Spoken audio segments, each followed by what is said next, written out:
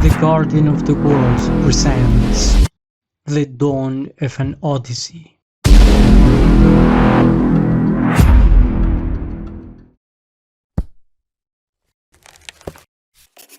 In Ladakh, 25th of Epiphemenes of 41 after the Universal War.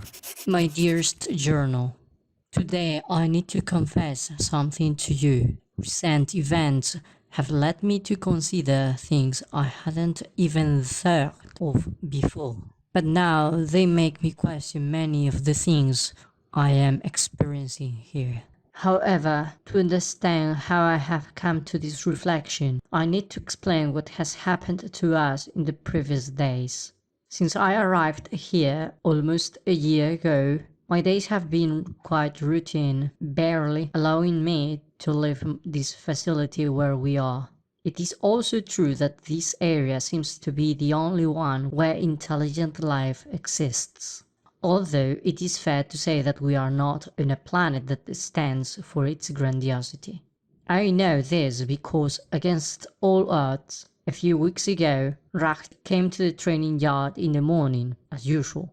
However, unlike the rest of the days, I could see something different on his face, as if something was bothering him. As soon as that formidable man entered the area where we were waiting for him, my three mates and I positioned ourselves opposite to him, and he stopped in front of the gates that led to the interior of that place. Usually, after this, he would have requested us to close our eyes and start a brief warm-up before beginning our training session. However, that expression we all could see on his face, and the fact that he stood there for a few moments, gazing at the blue floor of the yard, made us understand that there was something he needed to tell us, and it seemed as if he was searching for the right words to do so. During the few seconds that deafening silence dominated the yard, the four of us exchanged bewildered looks,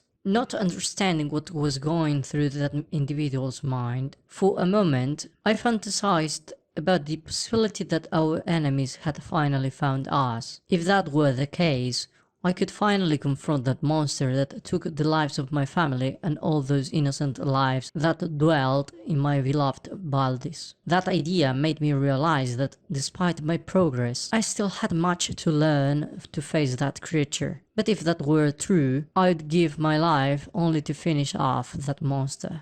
Finally, as if he had already found the appropriate way to convey what he had to tell us, Racht raised his face and directed a look of sadness and concern towards us, which truly caught my attention, as in all the months I had been there, I had never seen him with such an expression.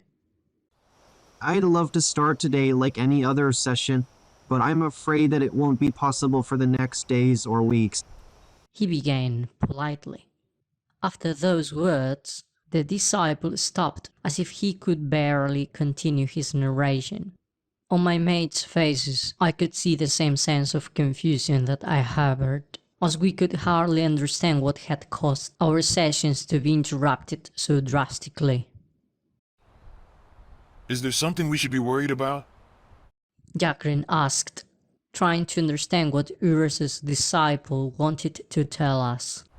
Yesterday it took place an extraordinary session at the request of one of my colleagues. Racht explained.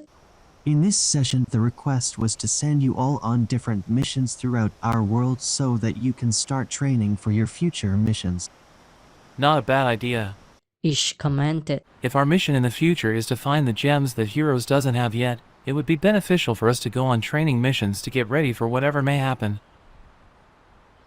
The truth was that Ish's reasoning was quite logical, just as troops in regiments must train for emergencies. We should prepare ourselves for all possible scenarios we may encounter during our future missions. However, for me, it could be a problem, as I was barely capable of fighting in close combat, and I couldn't control the power of my amulet.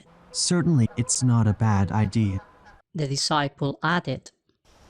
What bothers me is that a report has been requested detailing the strengths and weaknesses of each one of you. And what's the purpose of this document?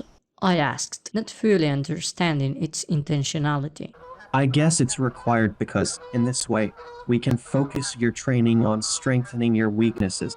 That makes no sense, I exclaimed, visibly upset, not fully comprehending the reason behind such a decision.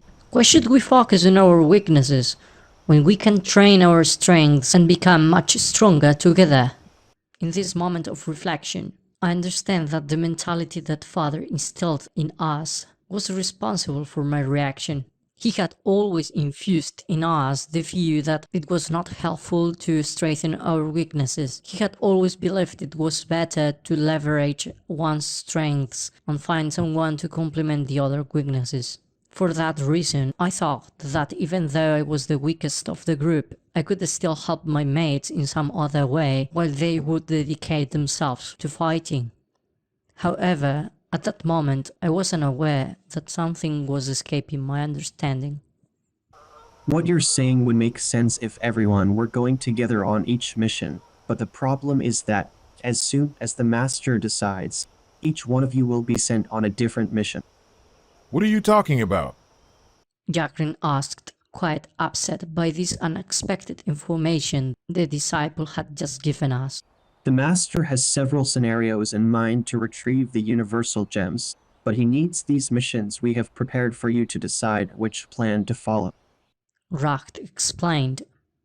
But one thing I can assure you is that, in future, the Master wants each one of you to go after a different gem. What madness! Yakren exclaimed, unexpectedly interrupting Racht's narrative. Isn't he aware of who makes up this group? There are 4 of us. There is an entire army out there. You saw it yourself in the attack on Baldi's. Is he crazy enough to send a kid like Sot to fight alone? I understand your concern, but I can assure you that the Master will not ask you to do anything you cannot handle. Racht replied with that fraternal tone that characterized him when he wanted to make us understand something. After those words, none of us knew what else to add to the conversation, which gradually was getting tenser as Yakren continued with a furrowed brow while Ish and Arus looked at each other without saying a word. I suppose that having lived their entire lives as soldiers, this type of missions and training was quite usual for them, which I imagine was the reason for their silence. As for me, I was genuinely conflicted. On the one hand, I understood this could be an opportunity to improve the few skills I had acquired during my brief but intense stay here. However, I was worried about the type of mission we would have to carry out in this new training, which made me doubt if I was prepared enough to embark on that adventure with my mates. If you have got nothing else to object to, it's better for us to head to our first mission as soon as possible. The young disciple indicated again. Just like this, you want us to go on our first mission? Arus intervened in the conversation for the first time, visibly dissatisfied as she gestured with her hands. Have you got anything in your chambers that could help you overcome the challenges you are about to face? Racht replied, casting an ironic smile at our mate. Without further objections, the disciple asked us to approach him to embark on what would become a bizarre mission. If someone had told me that in the small and seemingly peaceful Olympis, there were types of creatures and landscapes that we encountered on that mission, I would never have been able to believe it. Those monsters we had to deal with and the terrain we had to cross to reach our objective.